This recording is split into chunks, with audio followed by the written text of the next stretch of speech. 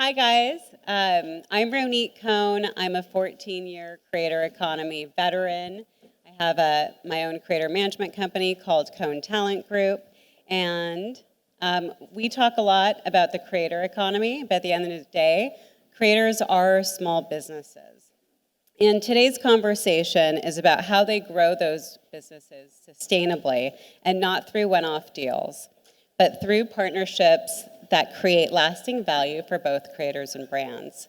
So I'm thrilled to be joined here today by leaders from Snap, MagicLinks, and Tyler Chou Law for Creators. And we're going to hear directly from the experts who've been personally involved in shaping how both brands and creators are revolutionizing monetization today. So, before we dive into the how, I'd love to start with the big picture. What's the most exciting shifts that you've seen in how creators are thinking about monetization? Fintan, let's start with you. Hey everyone, and thanks so much, CreatorIQ, for having us here. So I'm Fintan, and I work at Snapchat, and our job really is to help creators build their businesses on the platform, right?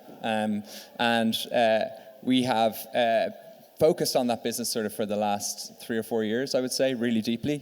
And so we now have a platform where I think we're very differentiated. So if you think about Snapchat, we are all about authenticity. And so when you talk about trends and themes, authenticity is at the heart of what we are. We've always established ourselves as a place for close friends and family to communicate safely, and in a very playful way. So 83% of Snapchatters, when they're using the app, are happy, right, when they're using it. And I think in social, that's a really important pillar.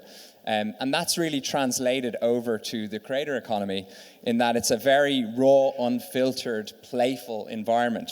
And the way creators have embraced Snapchat is really thinking like our users do, which is share everything and anything behind the scenes, all the rawness, not the polish. It's just everything and anything in between the polish. And our largest creators are posting like 100 times a day plus, right, to their stories. And what happens by that is this closeness, right? When you're sharing your entire life with your community, not just the snippets, that transforms your relationship with the community, right? So you feel closer to the community. And that closeness is, I think, another really important factor in how we think about our approach to the creator economy. And what we're hearing from our creators is that they're selling more product because when they share, it matters. And what we're also introducing to help build this flywheel is a new reporting that we've introduced into our own platforms to creators and also to partners like CreatorIQ is something called returning user rate. So when you're trying to source creators and work with creators, what percentage of their community are coming back into the platform regularly, right, and following them? That closeness, I think, is really important when we think about connecting brands with creators. Absolutely. And so with that intimacy in mind, how does that affect the kinds of monetization that you guys are doing so that you don't disrupt that intimacy? Yeah, well, it's the intimacy drives results. So what we're seeing is it drives larger lifts in add to cart and purchases, right? So that's really important when you think about connecting creators with brands. So the stats I talked about are a great means for brands to find the right creators on Snapchat. You want to have ones with active, engaged community, right? Because they're the ones that'll have an audience that listens and will follow and transact based on what their creators are sharing. So I think that's a really important part of the discovery flywheel. And then, obviously, for the rest of monetization, we've built our own creator marketplaces. We've introduced APIs. We're integrated now with CreatorIQ and many others. And so we want to make sure that we're meeting the brands where they are in the platforms that they use, but also building our own native platforms so that brands can discover Snapchat creators wherever they're planning their creator campaigns. Yeah, incredible. And Tyler, you do tremendous work in M&A, and so I know you have a very unique perspective on this. I want you guys to think about the number $90 million. That is how much one of my clients' YouTube channels is worth right now. We just took him out to market, and that's the number we got back from the investment bankers. Last year, we took him out, and he was valued at $35 million. I told him not to sell, and we waited, and we have more than doubled his valuation. I love what you said about creators being small businesses, but I would actually say that creators are big businesses, especially if you're a YouTuber. If you're wanting to build a media company, you need to be on YouTube.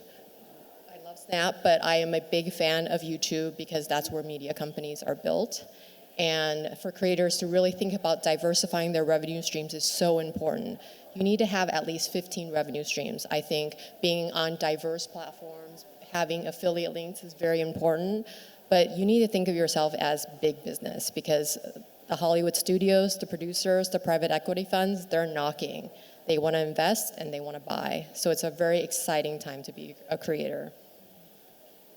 And Jennifer, you've been with MagicLinks from the very start. You're a founding team member 8.5 years ago.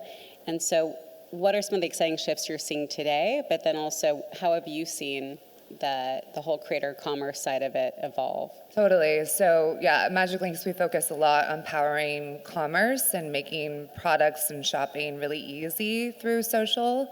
And I think the biggest change is the proliferation of link sharing. So the availability of technologies for creators to share the products and brands that they love. And the amount that they are doing it. So, pre-COVID or during COVID times, affiliate links and linking in general kind of had a stigma attached to it, where creators kind of thought of that as a little bit more lowbrow. And now it's absolutely the norm. And it's almost, if you're an audience member and a follower and you're coming across a piece of content that doesn't have a link attached to it, you're kind of wondering why. So yeah, I think that's been the biggest change over the last 4 or 5 years. Great. And Fintan, I'm really excited to hear you talk about sponsored snaps. And raise your hand if you're familiar with sponsored snaps. Okay. Hey, got work to do. This is the perfect... Juliet, my team's waving furiously. Shout out to Juliet. That doesn't count. She works at Snap. So for the rest of you, Snap is pioneering sponsored snaps to weave brands right into users' chat feeds. And it's yielding significantly higher results than traditional digital ads. So Fintan, can you share more about what you're doing with sponsored snaps and how you're really guiding brands to approach chat in such a way that they're not disrupting the intimacy of those one-on-one conversations? Yeah, well, look, Snapchat, right? Like, chat is the heartbeat of Snapchat. Right. It's what we've always been about. And really, the first growth spike in our evolution was when the first selfie-enabled iPhone came to the market, right? And fast forward to today, we're like 14 years old, right? We're 900 million monthly active users. And for the first time this year, we introduced sponsored snaps or ads in the chat feed directly in Snapchatters' inboxes. The reason I'm talking about it here on a creator stage is that we allow brands to have their creators front these campaigns. So I think a great example of this, a success story that we've had on the launch, was Calvin Harris, right? Everyone loves Calvin Harris, global DJ, he's got a load of hits. And he just, right at the start when we launched this thing, people were like going nuts because Calvin Harris was showing up in their DMs, right? Like literally in the chat inbox. You tapped on that link from Calvin Harris. He's in his recording studio, just recording to camera like any one of your friends would do on Snap. And he's like, listen to this new banger, and he like plays this amazing new track.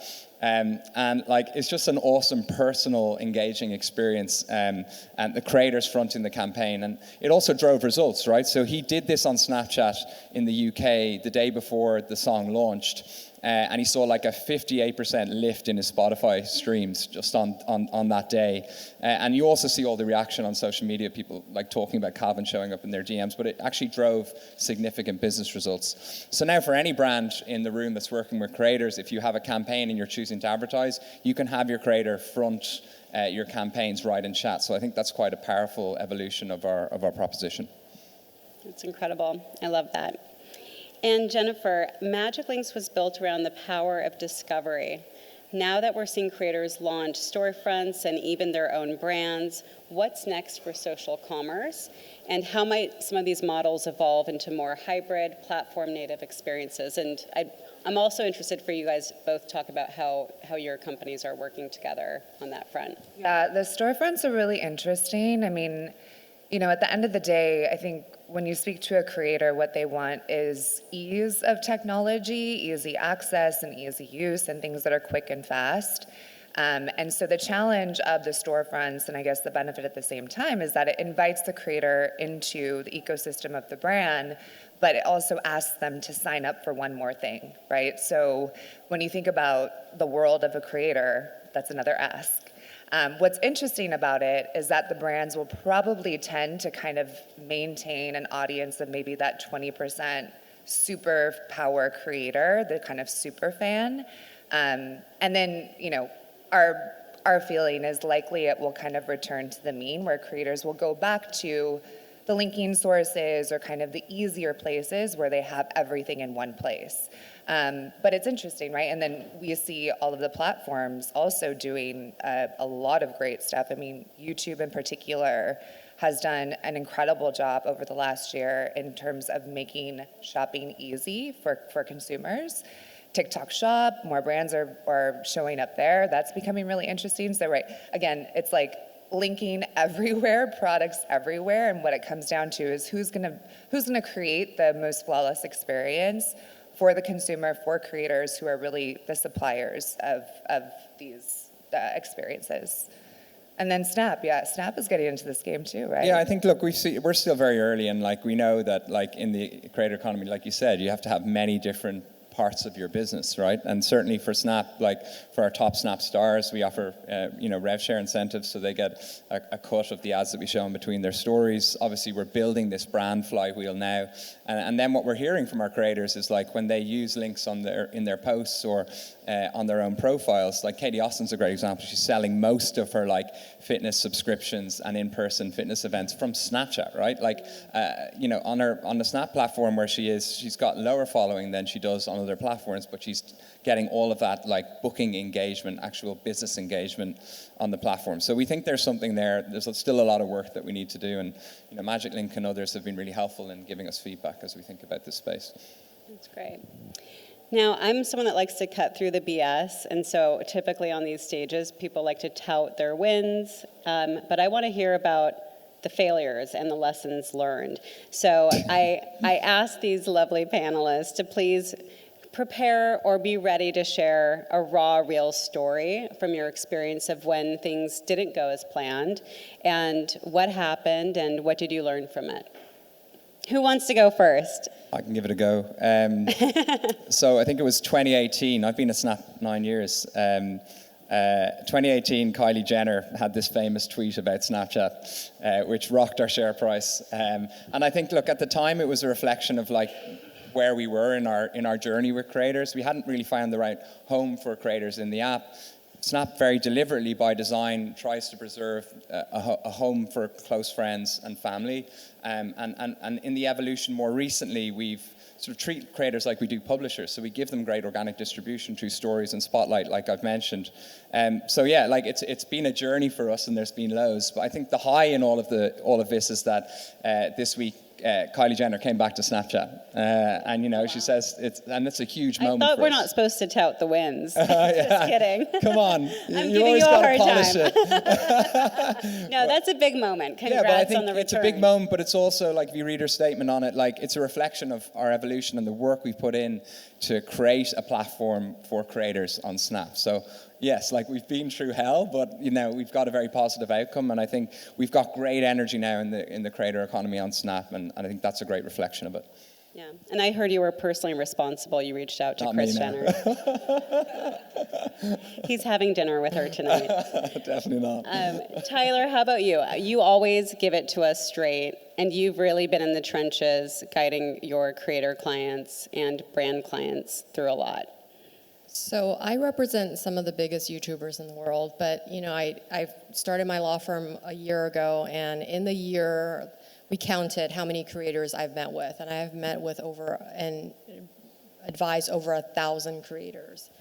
And I would love to say I'm really successful with a lot of them, but some of them sometimes not. I have creators who come to me who lose their channels, they're terminated, and because of things that they did wrong, copyright strikes or community violations. And there are a couple of channels that I just was not able to get back for them. And it is heartbreaking, when a YouTuber loses their channel. It's literally their entire life, right? I had somebody who lost 7 channels because one of the channels, was terminated, but you lose all of them.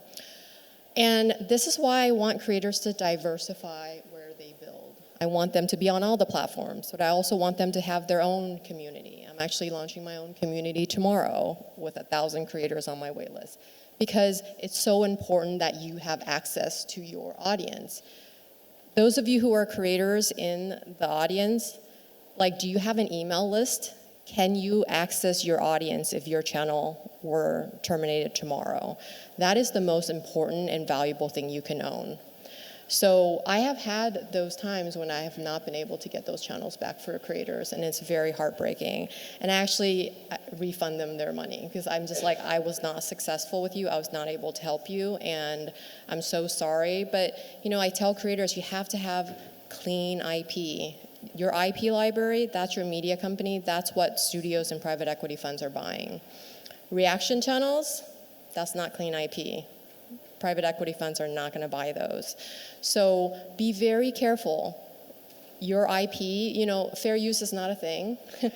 On YouTube, the IP holder can put a strike on you. Fair use is a defense in litigation. It is not a defense on YouTube. A lot of creators don't understand that. They think they can just react to videos and it's fine. It's not. I'm not trying to be all doom and gloom, because I have plenty of clients who are doing really well. Remember the $90 million one, but he has a podcast. It's all clean IP. It's his interviews. He owns all that. So I would say, yeah, there are times when I can't get their channels back, and that's really heartbreaking for me. Yeah, I've been in a similar boat, and when you're tirelessly advocating for someone and it's their entire existence and it's out of your control, you really take it personally. So I definitely relate to that. And Jennifer, are there any key insights or learnings from anything that you've learned, in the past decade of when things did go wrong? Yeah, so many. Being part of a startup is you get the best and the worst of everything, and you have the ability and the generosity of learning fast by failing fast. I think we are so blessed to work with some of the best brands on the planet, and I think I see some of them in the audience today. And part of what we're really good at is high volume and working really fast. And then the other side of that is sometimes you go too fast, right? Sometimes you're moving too fast and working with too many clients to the point of which things become very plug and play. And there was a point in time where I think MagicLinks, we took on too much, and it was starting to rinse and repeat from one brand to another. And I think that's the stuff that ultimately keeps me up at night, is that every brand wants to be viewed as unique and have, a unique philosophy and strategy to their social commerce. And that's really important to us. But when you're moving too fast, it happens, right? So I think the critical piece of that is slowing down and having, certain strategies for different brands, or distinct strategies for brands. So now, looking ahead, if we're to have this conversation 1 year from now, which we might in this very same room, what do you think will have changed the most in how creators are earning? Well, hopefully they're earning a lot more on Snap. So that's on me, that's on us, and I think we're doing a lot of work to integrate with all the platforms, like I said, and make sure that our creator strategy when it comes to the brand creator connection is really, really strong. So I think that's a big area of focus, and I think when we sit down next year, I think you'll see us come on leaps and bounds. It's a great roadmap that we're working on for that eventuality. I think more broadly in the industry, a lot of the sessions today talking about generative AI and creators using that as a companion, but there's also just this slew of Gen AI created content. So I think it's going to be a combination of creators really leaning into Gen AI to help them with scripting, to help them with automating their workflows. I think that's going to be a massive topic as we go forward. Not even to mention everything that's happening with name and image usage in these environments. Yeah, Tyler, I'm sure you have a very strong POV on that. Well, your IP is everything, right? So I think in light of AI, you need to create even more original storytelling. I think in a year, what I'm seeing is Streamers, Netflix, Amazon, Hulu, Roku, Tubi, they're desperate for content, and they're coming to the creators and saying, we want to buy or license your IP libraries, because it's made content, and for creators, it is passive income. I mean, Tubi has over 100 creators right now in their Creatorverse, and they're earning non-exclusively in addition to YouTube. And so it's amazing when you think about that. So your IP library, that's your empire. Have clean IP. I can't say it enough, but this is where you're going to have your 8 or 9 figure exits, is through your content and through your back library. Yeah, to add on distribution is really interesting. Like YouTube just launched on Delta, shout out Delta, which is like so interesting and really just the start as I see it. The other thing that's interesting to think about is search and how AI will play into that and social videos. So Google has already started putting the video tab and the short video tab at kind of the forefront of search. And so now as people start to imagine, what am I going to wear today? What should I wear today? I'm speaking on a panel. Tell me, GPT, what should I wear? My favorite creator is Vanetta Carter.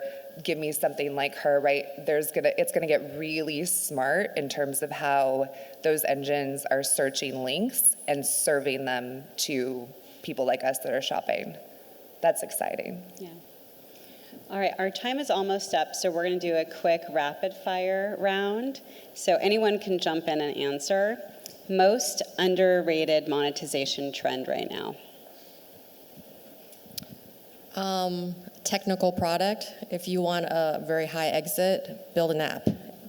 You can spin those off for $10 million each on its own, and not enough people are building apps. And for a lot of my clients, that's where they're making the most money. I'm calling it covert influence, which is this idea of actually not sharing the product link right away and bringing your customers on a journey of discovery. So maybe you're sharing, you're wearing something a couple of times and people are in the chat asking what it is and you're not giving them the answer right away. I think this is really interesting and where we see a lot of really high conversions happening. That's great. So building the demand and creating the demand. Love that.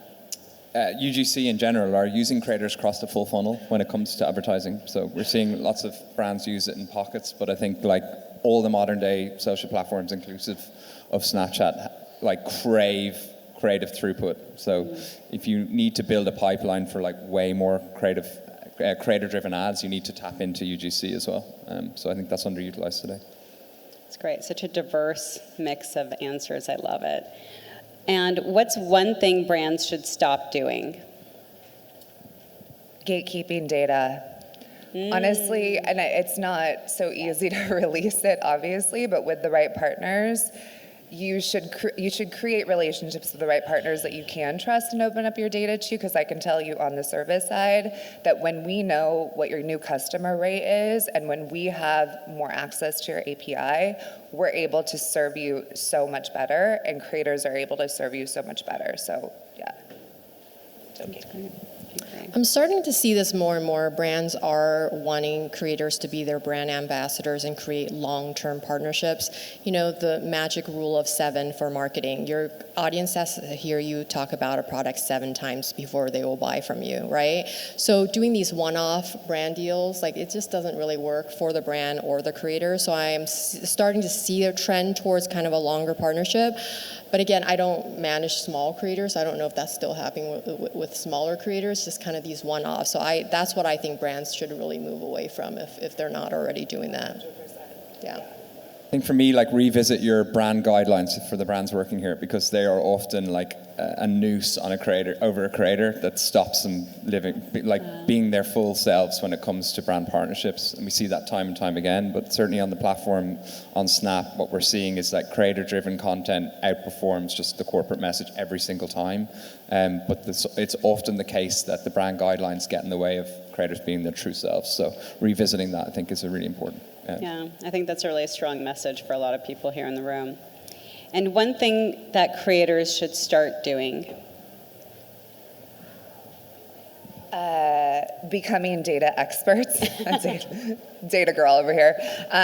No, honestly though, I think we see a lot of creators that pay attention to their data and a lot of creators that have no idea what their conversion rate is, and that's a big mistake. That should be part of the elevator pitch. That should be part of your knowledge. Understand how brands are viewing success and embed that in your DNA. Thinking of yourself as a media company and not just as a content creator who's just on this hamster wheel of, just trying to make money on brands. I think that can get tiring, and you should love what you're doing, right? You should be making the type of content that you love making, not just to go viral, but to really educate and connect with your audience. I think that's so important for creators. To your point, like diversifying, right? Diversifying the business, diversifying the channels that you use, and then capturing your first-party data. Incredible. Well, thank you guys for coming up here. And as a thank you. you